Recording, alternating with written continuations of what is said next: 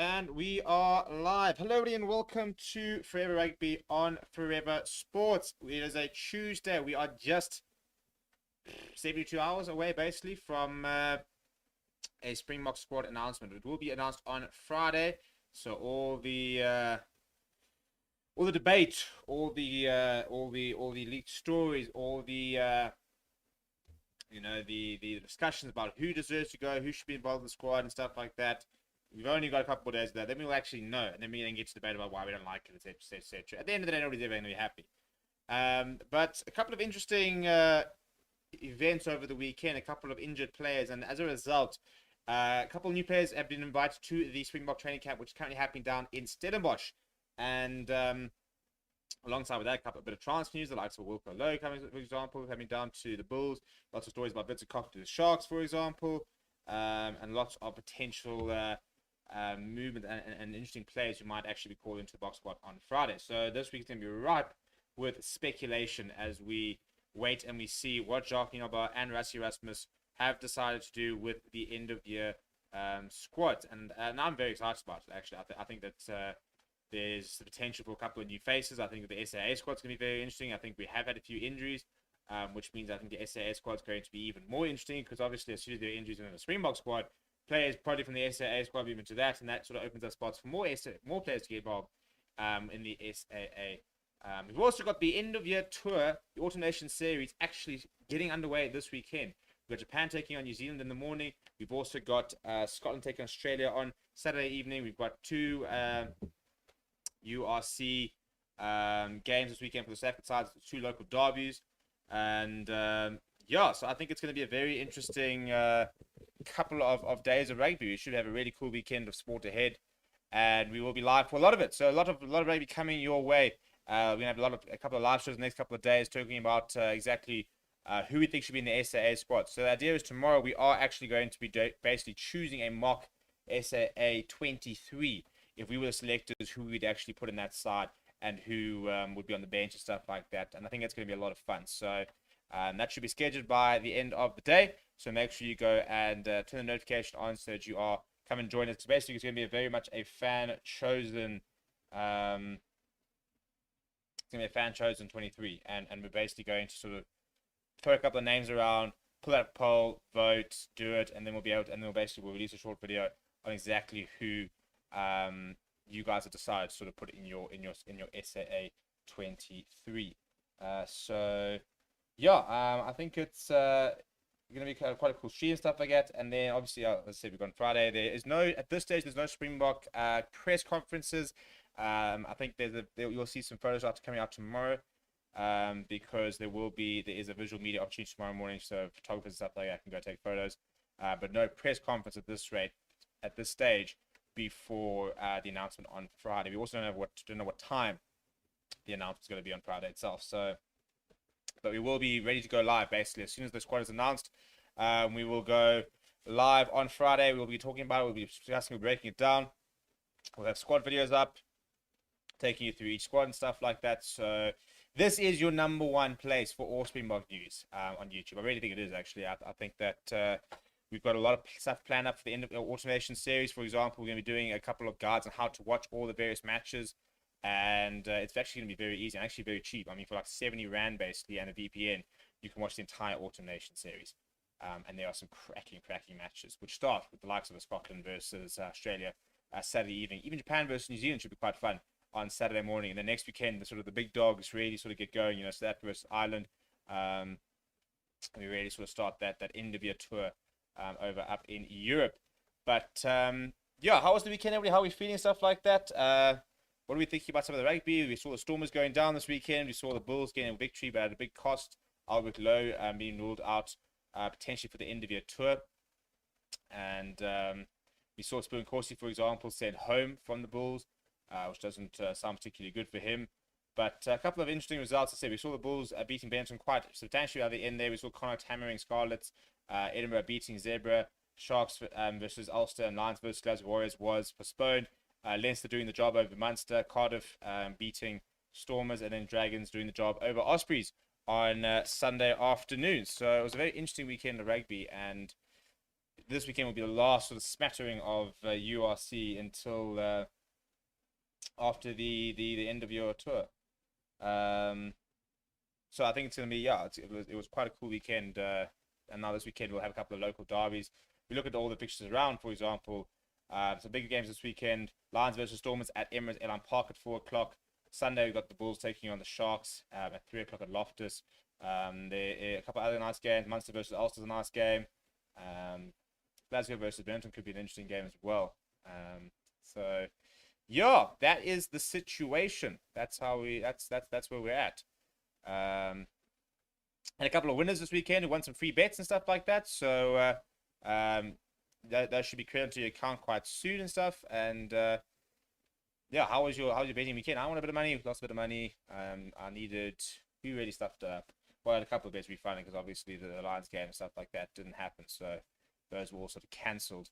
But yeah, go into some of the comments. So Sparrow saying, is there a press conference today? Unfortunately not. Who would you choose for back up 10? We'll talk about that in a little bit. The volume in the channel is very low. It seems to be fine on my side when I'm seeing the levels there, but if it is too low, let me know. Keenan saying, when is the SA squad announcement time and day? Friday. I don't know what the time is though. It's on Friday though. So we will, as soon as we know what the time and stuff like that, we'll let you know. Mo says, watching these Irish URC games makes me think the Iron Test is going to be tough. I think it's going to be very tough. And the tour starts officially next weekend, or following weekend, not this coming weekend. The 5th of November is our first match. It's against Ireland. Then we're playing against France. We've got an SAA game after the Ireland game before the French game, so that should be quite cool as well. That's against Munster, and then we're playing against Bristol Bears, and then we're playing against Italy and England. So it's a very stacked tour. And also very cool, if you guys didn't miss, is that we are going to be playing against, the Springboks, going to be playing against New Zealand in a warm-up game for the Rugby World Cup next year in Twickenham, which is interesting because that game's been thrown around a lot. They've been waiting, they've been trying to get that game to Twickenham for quite a number of years, and it was being thrown around that it was going to be a warm-up game. No, we had no confirmation. We now do have confirmation that Springboks versus All Blacks will happen twice next year at least. One will be obviously during the Rugby Championship, and we will play against them in a warm-up game at Twickenham. I think it's about the 25th of August is the actual date. Yeah, Friday the 25th of August, which is 2 weeks before the World Cup starts. So quite a number of very tasty pre-World Cup matches being lined up for not just us. There's some very nice matches being lined up. Jason Morningstar joined the Boxing Tour. Rumors started by Sport 24 of Rob Hoeing, trustworthy source. Yeah, I mean, as they go, not the worst. I mean, I can understand the idea of Morningstar. I just really, yeah, I don't see it happening. I don't see why you'd go Morningstar. First of all, he is retired, so he'd have to make himself available. But I don't know. I mean, I just think that, you know, the guy's come and played, what, 2 matches? He's obviously off the tee, second to none. And that is a massive problem when it comes to the box at the moment. His goal kicking is becoming a bit of an issue. But he's barely played any rugby. And I think that if he was going to be involved, he would have been called into the squad now. So we did see 3 new players added to the squad. Those being LIBBOK, Sasha Ngomazulu, and Evan Lewis. Evan Lewis being called up after the injury to Albert Lowe. So I think all of a sudden he's got an opportunity. And I think that's quite... I'm actually going to pause there a little bit because this is something which I think is quite important that people just don't really think about. Injuries happen, you know, and whilst Evan Lewis has had maybe not enough chances as he'd like to have played for the Springboks and really made his mark, he will get his opportunity. All players get their opportunity. You know, as long as you stay fit and you keep playing well, you will get your chance. And then it comes down to you taking that chance. So, you know, for example, now already Albert Lowe being injured, Evan Lewis called to the box squad. All of a sudden, he's that one step closer. Could be finding himself on the bench against Ireland, for example. I think he will be starting for the SAA games. So, for what I will say for the house of Evan Lewis, and people a year ago didn't even know what his name was, he will get an opportunity. You know, he will play 160 to 200 minutes, I reckon, on the end of your tour. So that's what I've always been preaching. I've been preaching patience, because there are a lot of players who we would have liked to have seen a bit more maybe this year. But I always said, and those of you who've been watching recently will know that I said the entire year, just get to the end of your tour. Get to the end of your tour. There are 6 matches coming up now. one of them outside the test window, and therefore no European-based players available. So we will see rotation. We will have to see rotation. There's no other option, but to see rotation. So yeah, I don't think we need to stress about players who haven't been given an opportunity. But it was interesting that my LIBBOK, for example, has been fit and called up to the squad. I still, and it's a very unpopular opinion, I don't think Ngomazulu should be part of the squad, and that's not a talent thing. It's just on a readiness thing. The kid has. Let's call a spade a spade. The kid's not played rugby at this level. He hasn't. And I know that when he has played, he looks very ready, he looks class. But the entire last live stream, I was talking about the fact that Caden Moody had 1,000 minutes of URC action under his belt before he set foot in a Springbok field. Sasha Ngomazulu has, I think, 200. He's had one start in his career. So to go from having one start for the Stormers to going and being in a box squad, for me, rings a few alarm bells. I do think that even if you go Buddha Chamberlain, Jordan Hendricks, Johnny Lombard, Rob de Pree, even just players who have played on these who have played at this level for a while, for me are better options. I mean I think to throw Ngomazulu out there without him having played that much at this level, I think puts him at a disadvantage. And I think that he probably is good enough to cope, to be honest. And I hope he is. And I hope he really does go on and play well if he does get an opportunity. I mean, I think, you do start to wonder if they're going to try and cap him to make sure that he can't go play for England. Not that when I spoke to him, there was ever any sort of concept of him going for England. But yeah, I just think I think it might be to his detriment to throw him into international rugby right now.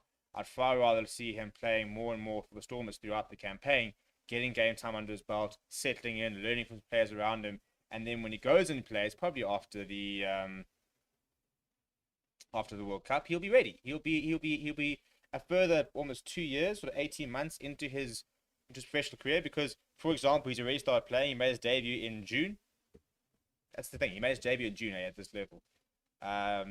By the time, the next time the Springboks play after the World Cup will be June 2024. So he'll have 2 years of rugby under his belt. He'll be 21, 22 years old. He'll be a bit more settled, and I think he'll just be I think he'll then just thrive if he's ready. But I think at the moment, if he's not playing URC rugby every single weekend, how can you throw him into an international game against Main Intermac, against Johnny Sexton? And I'm not saying they are going to do that. I just, the fact that he has been called up, I wouldn't even be putting him in the SAA squad. I'll be saying, who are our options for the World Cup? Potential options. For example, if we if LIBBOK and Johnny Lombard are potential options, then we've got to play them against the SAA because they've got to be within the setup.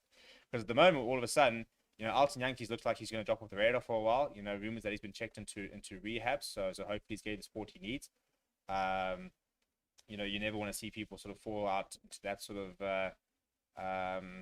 that situation. And I must admit, I think there's a large portion of the SF rugby fan sort of public that do need to take a bit of introspection with regards to the way that he was treated for many years. I'm not trying to justify the decisions he's made. What he's done on a lot of things he's done. He's made a lot of bad mistakes and inexcusable mistakes. But I do think it's a player who was very harshly treated by the public, and a lot of the time very unjustifiably. And I think it has taken its toll. And I think for the first time we've seen, in the last year, we suddenly saw cracks appear.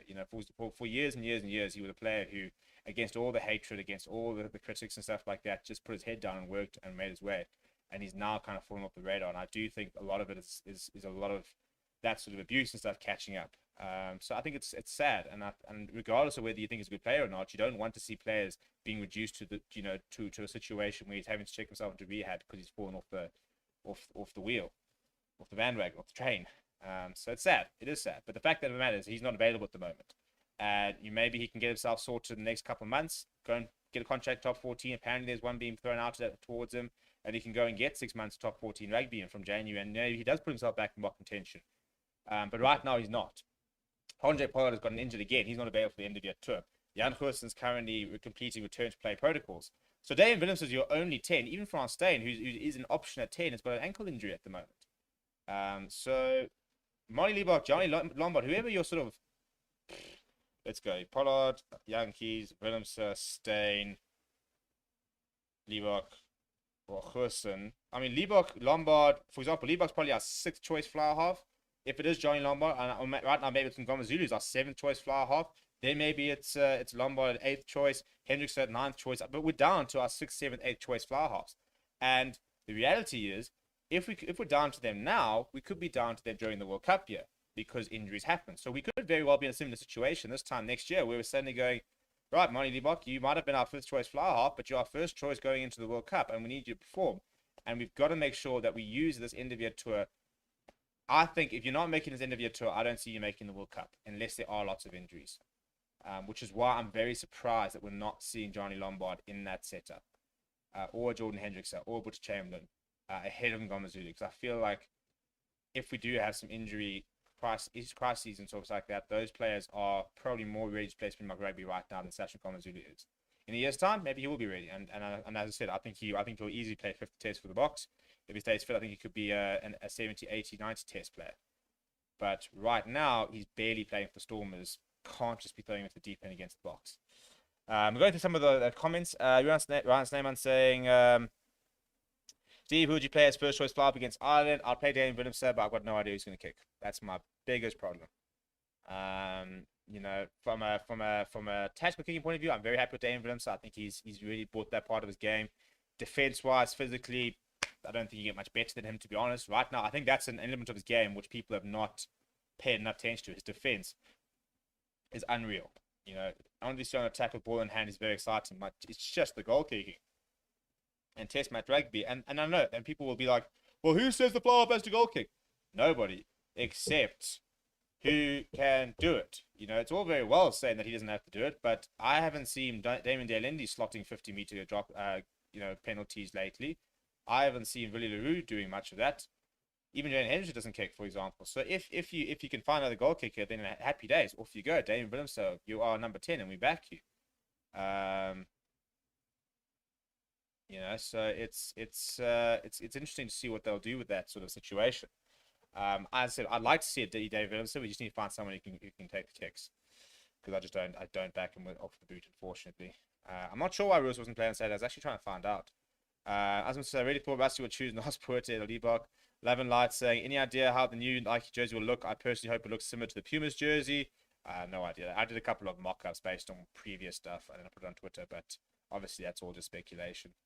Alvin saying, honestly, LIBBOK and other youngsters like Lombard aren't up to the test level to produce better players in other positions recently. I'll give someone Robert Dupree a chance on the bench. Well, at the end of the day, it doesn't matter, actually, given the fact that all the injuries, it's not about whether they're up to test level. They're going to have to be, because we're running out of options. As I said, Marty LIBBOK could be a 6th choice. Johnny Lombard could be a 7th choice. If your other 5 options are all injured, unfortunately, it's not about whether they're ready or not. They have to be ready. So maybe you can go to Rob Dupree, who's playing decent rugby in the Premiership. Doesn't really seem to be on the Bok radar. But yeah, unfortunately, at the moment, we don't have the luxury of saying, well, they're ready now. We can play them because we're in an injury crisis when it comes to 10. Gina says, looking forward to Simone getting shot. Hansi's saying he played very well for the under-20s as captain. Lots of players have done it without playing at high level. Skulk, I think he's a future Bok captain. So do I. As I said, maybe he can do it. But for somebody who's a generational talent, I would prefer to see us be more cautious with him and make sure that we prime him to be the best. If we've got the potential, one of the potential next best ever number 10s, talent-wise, let's nurture it. Because let's be honest, Damien Willemse is playing sensational rugby at the moment. But I still feel he was chucked in too early, and I think he's taken 2 or 3 years to get himself back to full confidence and to be in where he is now. Now, has he become the player he is because of that experience? Maybe. If we had waited with him and introduced him later, would he have progressed quicker? Maybe as well. It's all speculation. We'll never know. But I don't want to try and compromise a player who can be actually absolutely generational. As I was saying, agree. We have many 10 sashes. One start was 12, not even a 10. So I was saying, honestly, don't know why people are so caught up in the list of players training. Yeah, also, I don't know. I mean, first of all, there's no European players. Second of all, just because you're training in Stellenbosch doesn't mean you can't be named in the squad. Yeah, I think people are reading far too deeply into the training squad. Um, you know. David says money and Sasha's only in because they're in Cape Town. Money is in for Alta and Sasha in for France State. Charles say Jaden Henderson can kick a goal and then Colby can also take responsibility. Do you think Pepsi will get an SAA call up? I don't know actually. A lot of people are backing that. I think our number 8. So I think maybe now with the injury to Albert Lowe, we could either see Pepsi could lazy an opportunity. I reckon Franco Horn can't be far away from an opportunity the way he started this season. Jean Augustus overseas options, for example. King say 9 Hendrickson, 10 Damien, 11 Mapimpi, 12 Delindy, 13 Korea, 14 Colby, 15 Aronsa. I think we'll see 15 LaRue, but I think apart from that, I think you're pretty bang on. Only reason I have Creel is for his defensibility and experience. Sasha off the bench. Well, who else can play out of center, guys? Like at the end of the day, it's literally Jesse Creel, maybe Raymond Roulet, or else you're probably looking like Henkoff and Beck. Like literally, those are probably your options at outside center at the moment. So Creel starts with both those test against Ireland and test against France, and so he should. And this whole thing of he's terrible with ball in hand, I think he got the ball twice in Durban, and the one time he did create a very nice try assist. I think that I think it's become like a fashionable thing. Disliking Jesse Creel is like disliking Nickelback. It's like the cool thing to do, but deep down, it's actually not really justified. So.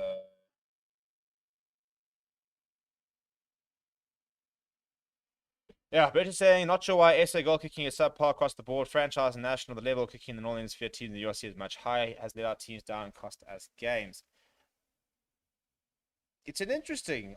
I'd be interested to sort of see what's changed because I do think, for example, all of a sudden we're getting fly halves and players like Moy LIBBOK, like Damien Willemse, like I'd say to a lesser extent Johnny Lombard, who are much more sort of flair players, in the molds of.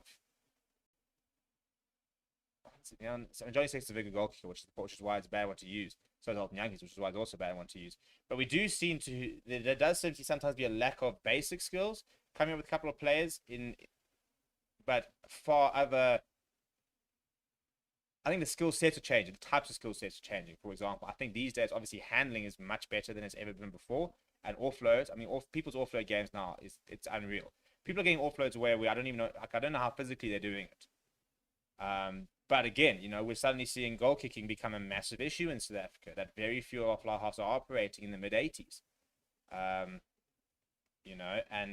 for example, in aerial play, being good in the air is such a massive part of Test rugby, but not something that's massively focused on South Africa perspective. And a lot of that comes down to conditions. For example, obviously in Europe, you do kick a lot in the air, and you put in the swirling wind, it's a lot wetter.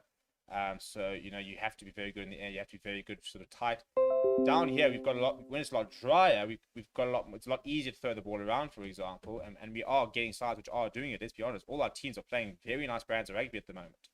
A lot of them like keeping ball in hand. A lot of them are playing some really nice running lines off 9 and stuff like that. But there are a couple of skills which do seem to be a little bit subpar.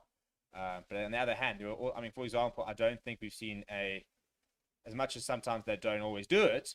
I think the handling's gotten a lot better, and our offload game, maybe we need to see more of it. But if you look at our franchises, the offload game has become really impressive. Bulls, Lions, Stormers, even the Sharks now as well, starting to do it, all trying to keep the ball alive. So that part's been very cool to see. Hansi said Jesse's an adequate safety net. King saying Morning staying at 10, 15 Damien, Sasha and Aronson off the bench to cover every position in the backline if needed. Bridget saying Henk van Wyk should have got a shot for outside centre. I think we'll see him in the SA squad actually. Morning saying can't you pick because you're tied from international rugby, or you have to make stuff available. But I don't think he will be. I don't think he will. As Morning saying, why would you do it? I would sit there saying, no chaps, like I had a very nice career. I had a good legacy. I'm not going to ruin it. I barely played rugby. You guys need to go. Like, he's not playing rugby at the moment. He's the third choice of Bulls. Yes, he's coming off the bench and sometimes playing some very nice cameos. But we really can't go back to more S10 right now, can we? But maybe they do. Maybe they do. Who knows?